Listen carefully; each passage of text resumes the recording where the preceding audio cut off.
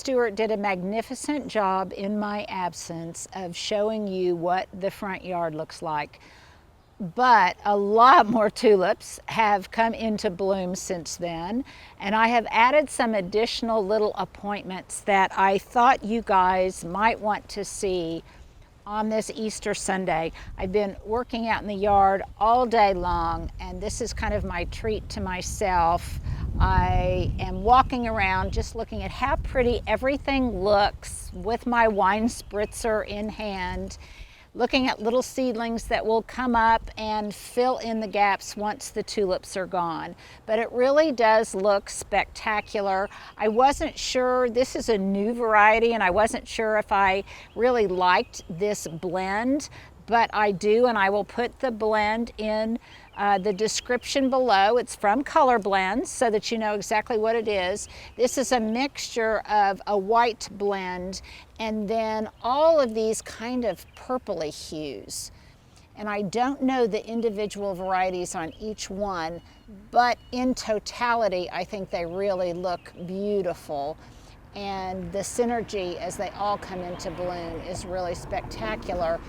Now, I was thinking, oh, these are about finished. They have about peaked, but I don't think so. I don't think they're going to peak for maybe another 1 or 2 days, because lots of the pink ones have yet to come up.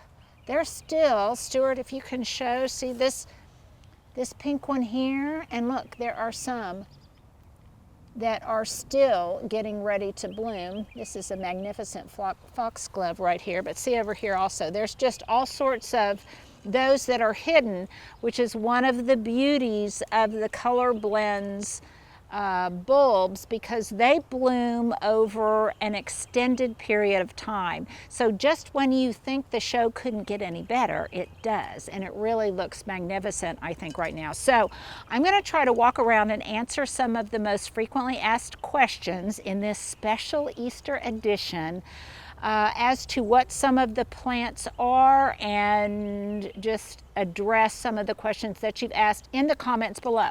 By the way, as always, I want to know what's going on in your neck of the woods. I was just reading a comment from Anne in Western Colorado, who was talking about how dry it was there and how it's really impacting what she's going to be planting. I want to know what you guys are experiencing, because the solutions to your problems are going to be the solution to somebody else's problem who reads the stream of comments. So make sure to let us know. So right now, this creeping ground cover, everyone wants to know what this is. This is sometimes called thrift. I call it creeping phlox. It's one of the first plants in my memory, because my mom grew it in Edmond when I was in high school and in junior high. I think it's really beautiful. It's created this lovely montage with this Vinca minor, which might be invasive in some people's neck of the woods. I keep saying neck of the woods. I'm channeling Al Roker, but in our area, it's not a problem at all. It really makes a beautiful ground cover next to all of the white pansies and the white violas.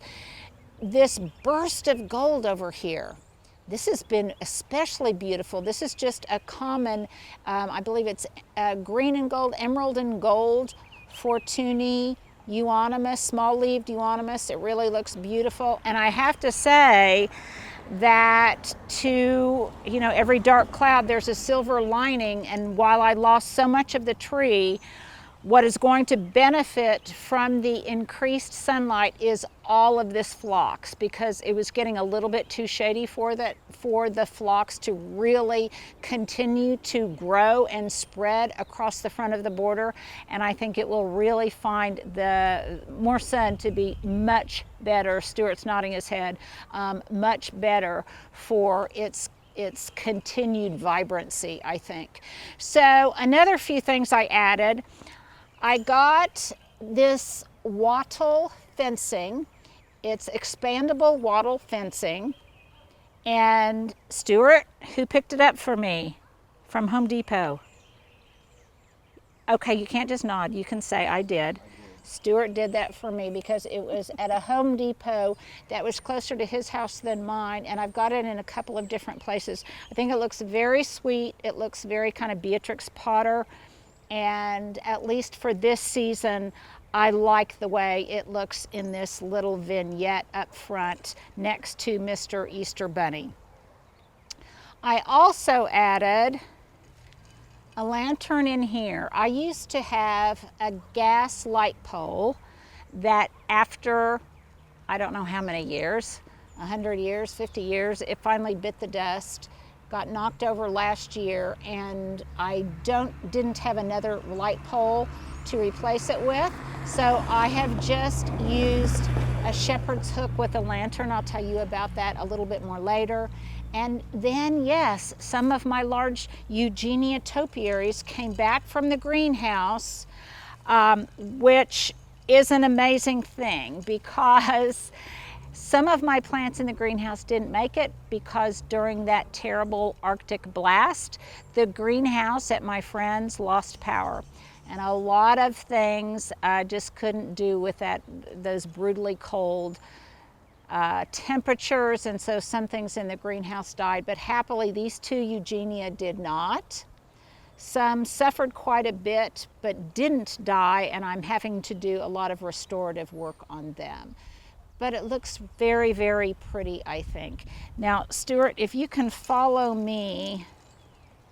Another thing that really seems to have liked the bitter cold are all of the hellebores.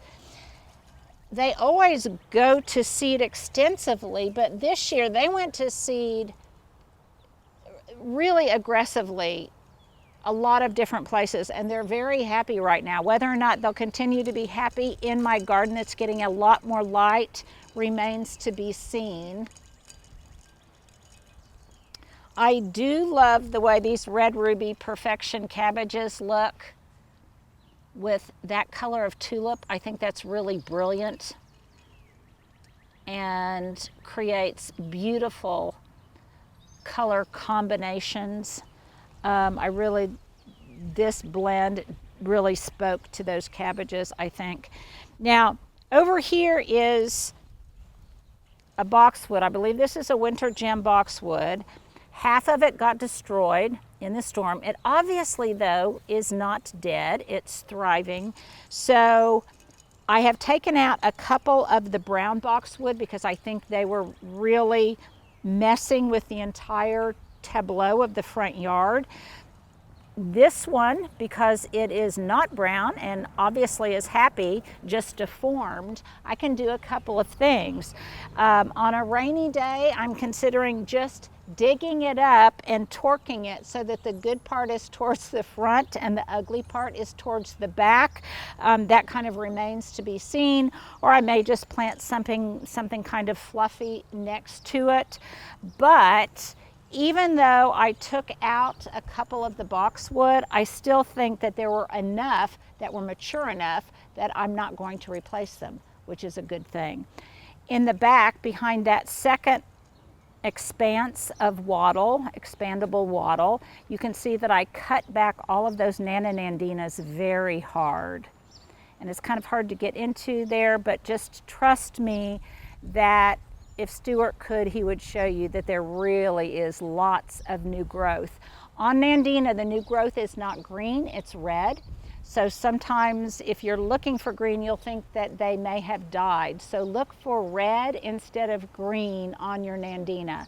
There were a couple I have in the back that I thought were complete goners, and oh no, a little bit of red is poking its head out from the woody stem. So that's a wonderful thing.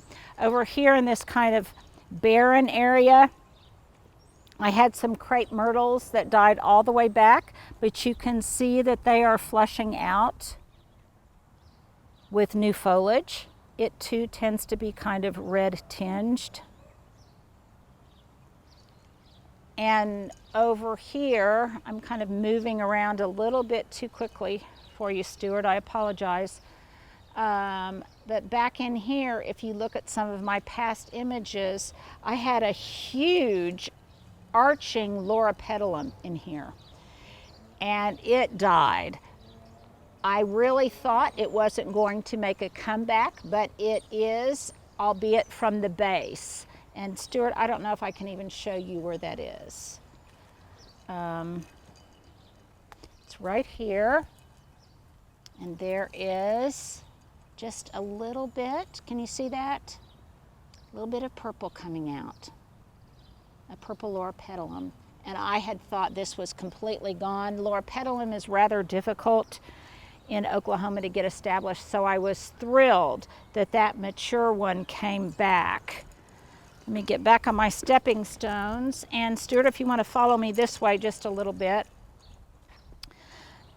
The yews, actually, I'm going to put in the winter category for this really difficult winter. They took a hit, but they didn't die, and I imagine that there will be new growth coming out of the interior of that. And from the street, you can't tell that it's been really deformed. And then probably the most surprising thing to me, someone commented last week, I think, that her azaleas, after a really cold spell, came back better than ever. Now, I don't know if she was talking about in this season or not, because I kind of think I've lost the azalea season this year. But plants that I thought were really dead and I was going to have to remove, look, are putting out new growth.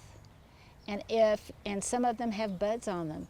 So you can see in the distance there, I believe that was maybe can't remember what variety that was. It's one of the older azalea varieties.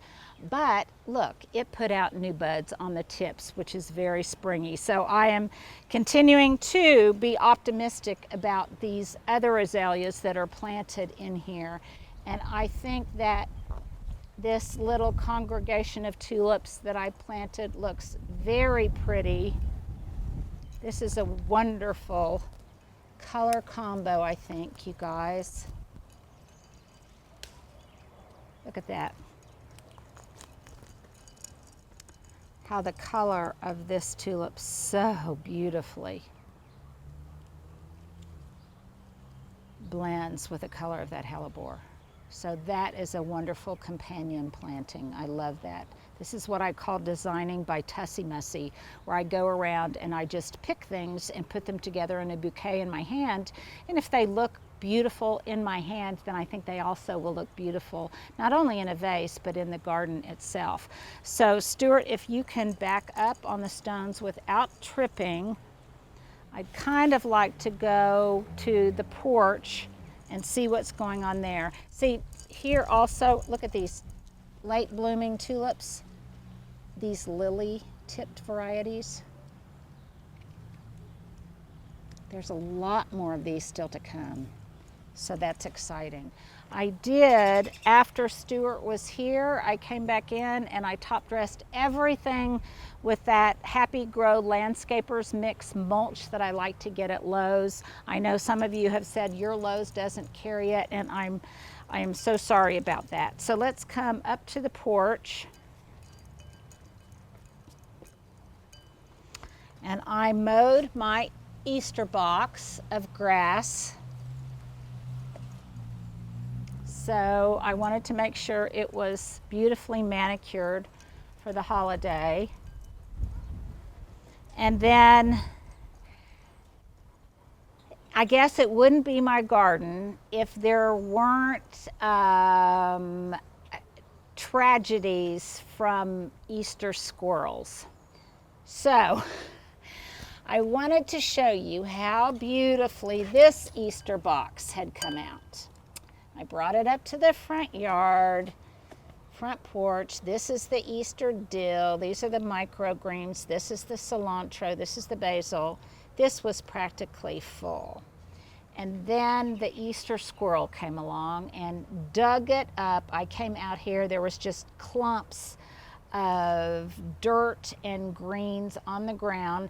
I had left it here for just a nanosecond to go to the backyard to get this, to protect it. And in that blink of an eye, when I wasn't watching, the Easter squirrel came and did its thing. So if you guys did this box challenge, let me see yours. Hopefully yours weren't decimated by squirrels like mine. The window box this year, the tulips that I planted in pots, they didn't like the cold, I guess. They just didn't do as beautifully. Normally I have a whole assemblage of tulips in pots like this one here that match the tulips that are in the landscaped beds, but this year some of them performed, but not all of them performed. Because I really do listen to the comments you guys make for me or put down below. I wanted to see if they would work for me. So I revisited this red pepper flake strategy for deterring squirrels in here. It kind of worked here, and it absolutely didn't work in other pots. I don't know if it's because you have to do it every single day. I put it down very thickly, but it's like as soon as it gets wet, it kind of deactivates it. And so I'm still on the hunt for a strategy that works really, really well. Someone also suggested Tabasco sauce. So you know, it would be my luck that these squirrels really like Mexican food and like that kind of Mexican cuisine. Stuart thinks that's pretty funny, but that would be just my luck. And here is another one of the Eugenia that I took out of the greenhouse, and this one is happy. So pretty soon this will be full. All of this will really be beautiful. But I do want to tell you one thing as a little hint, and I'll talk about this a lot more later. But I finally got the go-ahead from my source for lots of these products to tell you where they're going to be available and when. So last March, I was asked by QVC to put together a product line for them, a gardening product line for them, and I did. And at the beginning of May, a date yet to be determined, I'm going to have, I think, what will be an hour-long show on QVC with all of the products that we have in our collection. It's called the Linda Vater Signature Collection, and it will be a lot of the things that you see in my garden, and I say, oh, I wish I could tell you where you can find them, but I can't. Well, here's one thing from that collection, and it is this weatherproof basket. So there are weatherproof all-season Kobo baskets that you'll be able to get in varying sizes through QVC. They'll come in 3 different finishes, in this gray, natural, and in white. And I'll be telling you where you can get them. I'll have links for you and everything. So this is just one of the things that will be in the collection, and I'll tell you a lot more about that a little bit later. But until then, Stuart, if you don't mind doing just one more kind of pretty sweet from this vantage point of the garden. Bruised and battered as it is, the tulips are kind of helping guide it through its awkward stage until all of the green comes out and the leaves on the trees flush out their canopy. And it doesn't look so bad. So I wanted to make sure that for this Easter, you got to see what it looks like right now, maybe a couple days from peak. You guys have a wonderful evening. Happy Easter. And there is a special spring edition to you from me.